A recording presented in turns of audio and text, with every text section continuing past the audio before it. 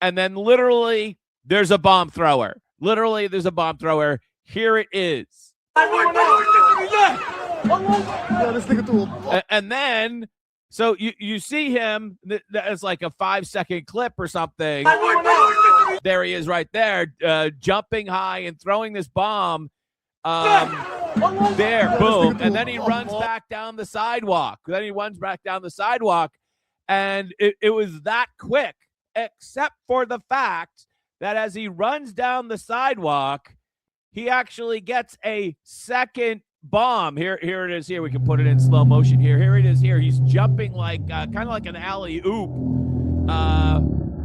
There he goes. There he throws it towards Mr. Lang and the other side, the other protesters on the other side of the street.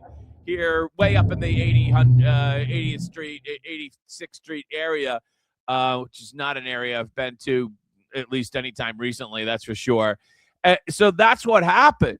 And the video, there's a lot of video on this. And here he is here. If you haven't seen this part here he is here getting down the street. We have the official police commissioner describing what happened as well in the background. Here he is here. He collects a second bomb from, we'll call him an accomplice or an enabler or a handler or whatever. This guy's 19 years old. Watch this. Protest area, landing in the... So then he's got a second weapon right there. He actually collects a second weapon from this man here with the green jacket on by the fence. Protest area, landing in the... And you can see him there, and then the he runs down the street. And of East 87th Street and East End Avenue. Witnesses reported seeing flames and smoke as it traveled through the air before it struck a barrier and extinguished itself a few feet from police officers. Mr. Balat then ran southbound on East End Avenue toward 86th Street and gets a second device from a man tentatively ID'd as Ibrahim Nikk, 19 years old. Mr. Balat lights the device and starts running with it. He then drops the device on the west side of East End Avenue between East 86th and East 87th Streets. You can see him in that clip there, how he picks up the second device. Officers immediately secured the area, and they took both men into custody. This was all captured on NYPD Argus camera. Unbelievable. Absolutely unbelievable, this effort here. We're going to get to Zohran's reaction in a minute. Front page of New York Post, as you can see it. And here he is picking up the second device. Great job, New York Post, kind of putting that in the circle.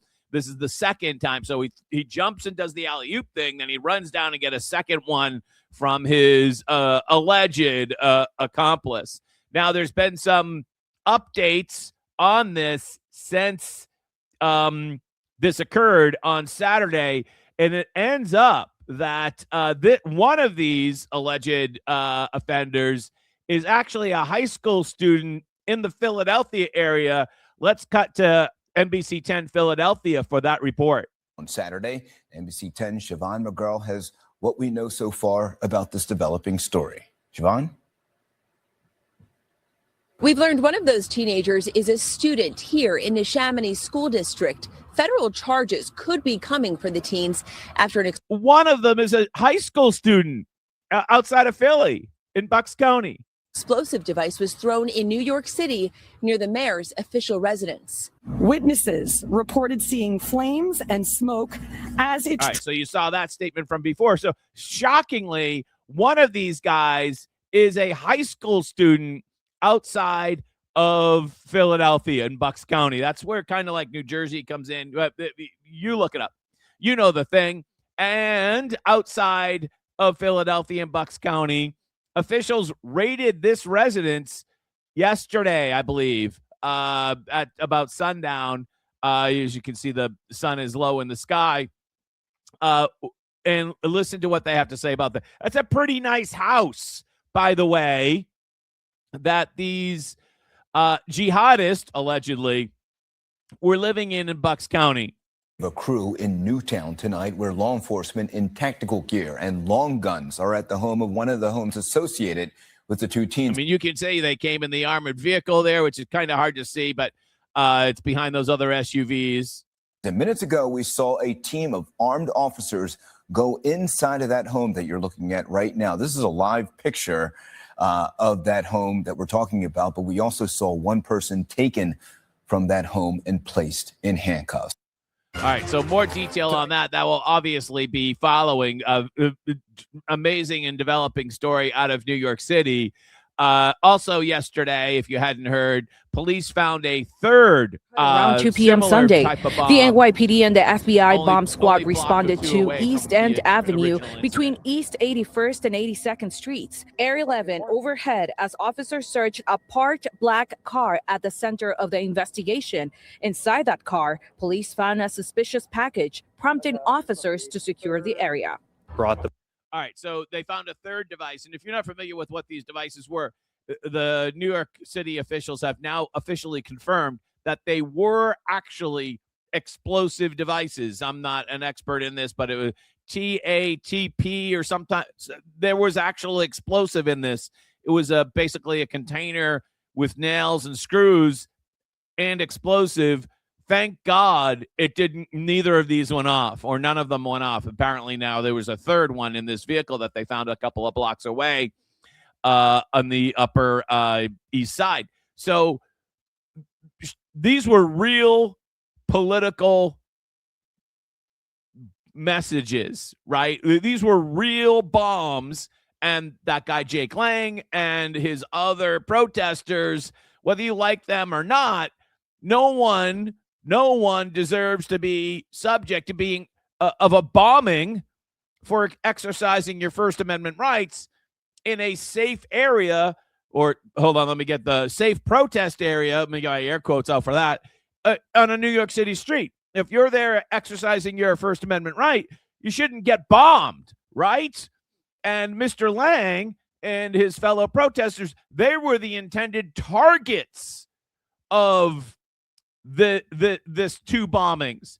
And it strikes me just by looking at the video of the gentleman throwing the bomb and then running down the street to pick up the second bomb. I'm just going to kind of throw it out there. This guy looks like a useful idiot. And there seems to be some other people. There's got to be some other people behind it making this, putting him up to this. Yeah, I think this is going to go deeper over time as the investigation reveals. So you wouldn't know most of this, as Libs of TikTok points out, by what you read in the mainstream media. New media hoax just dropped. Devices thrown outside Mamdani's mansion at anti-Islam protests. And Libs of TikTok breaks it down to us. The reality is the explosive devices were thrown at the anti-Islam protesters, Jake Lang and his group, by radical Muslim jihadists. John Keller will get to you in a little bit while on the show, shouting Allahu Akbar, like literally the guy is shouting that. That's who threw the bomb. The Allahu Akbar guy threw the bomb, not the anti-Islam protesters, But you would never know that from the legacy media headlines. Thank you, Libs of TikTok, for collecting those and making that point. Absolutely. Now, if you wanted to take my word for it, you could go to the feed over at Bill Malugin, who does verify all of these facts. I'm told by federal law enforcement sources that New York City improvised explosive device suspect Emir Balat's parents are both from Turkey and were naturalized into the United States in 2017, while Ibrahim Kayumi's parents are both from Afghanistan. Mom naturalized in 2009, dad naturalized in 2004. And I'm guessing that one of those houses that we saw that got raided in Bucks County, I'm guessing that's where one of these two people live. Per 3 law enforcement officials, 2 suspects arrested after yelling Allahu Akbar at a protest in New York were both believed to be U.S. citizens. They're both believed to be U.S. citizens. So Bill Malugin has some more details here for sure.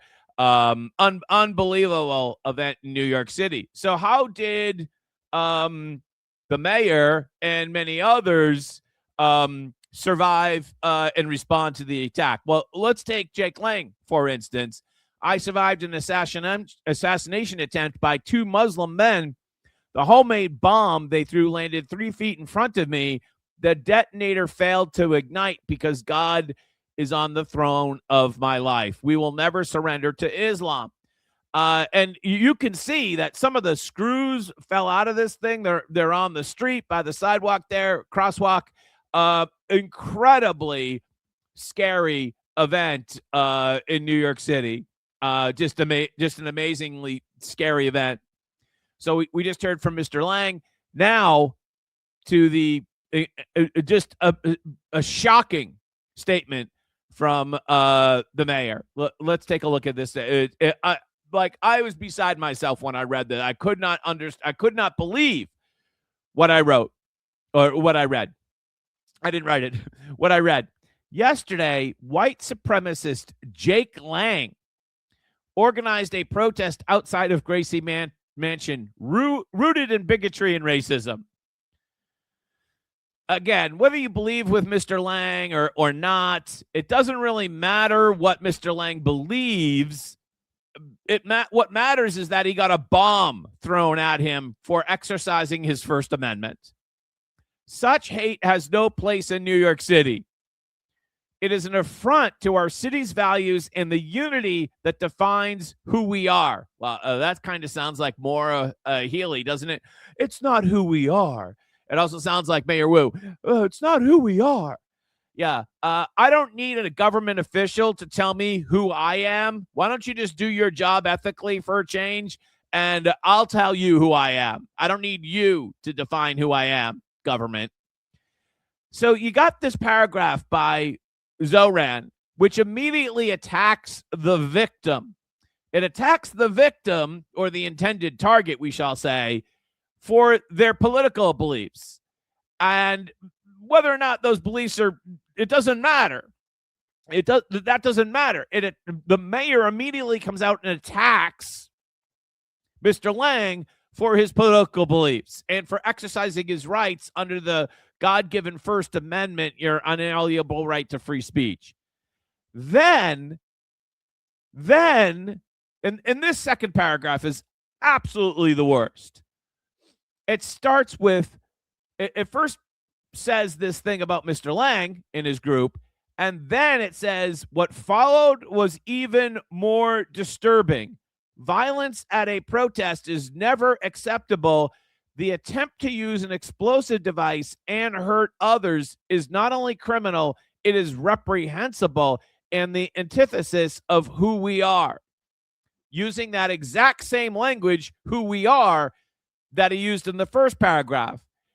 Having read this, you would be come to the reasonable conclusion that it was Mr. Lang and his group that deployed the IED, right? The immediate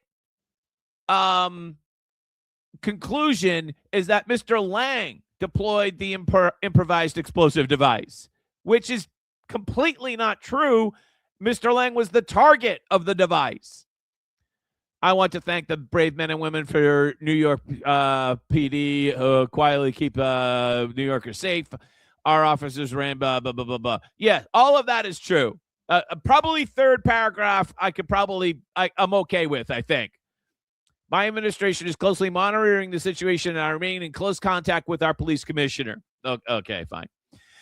What it doesn't say is who are the assailants, which by this time when this was issued yesterday afternoon at about 2:00, we already had the name of the assailants. It doesn't name the assailants. And it implies that Mr. Lang was the assailant. And it also equates Mr. Lang's speech, which may or may not be hateful or may not be harmful. Who cares? Doesn't matter. It equates his speech with a bombing. It says what followed was even more disturbing. Yeah, I guess it was. It was especially disturbing for Mr. Lang and his group, who were subject to an assassination attempt, which thankfully didn't work. A horrific statement by the mayor. And thank you, Babylon Bee, for pointing this out. This is a varsity level statement here from the Babylon Bee. Mamdani condemns New Yorkers for making Muslims throw bombs at them. Yeah. Well done, Babylon Bee. You literally can't make this up. You can't make this up. And, yesterday or Saturday, I went to the pro-Iranian protest at Boston Public Library, and I was mildly concerned for the safety of the group and the safety, because there was only one marked cruiser at the whole event, which I was glad to have them there, but just one. There may have been some others, unmarked, but just one noticeable police vehicle at the event. I'm glad they were there. This response seemed to kind of be reflective of what I was thinking. This is probably the most maliciously dishonest tweet ever posted. It would have been bad enough if the mayor tried to equivocate, blaming both sides. Instead, he deliberately implies that the attempted bombings were part of the protest, when in reality, they were carried out by Islamist terrorists intent on turning a free speech event into a bloodbath. There is no question that a profoundly dangerous man is running and probably ruining New York City.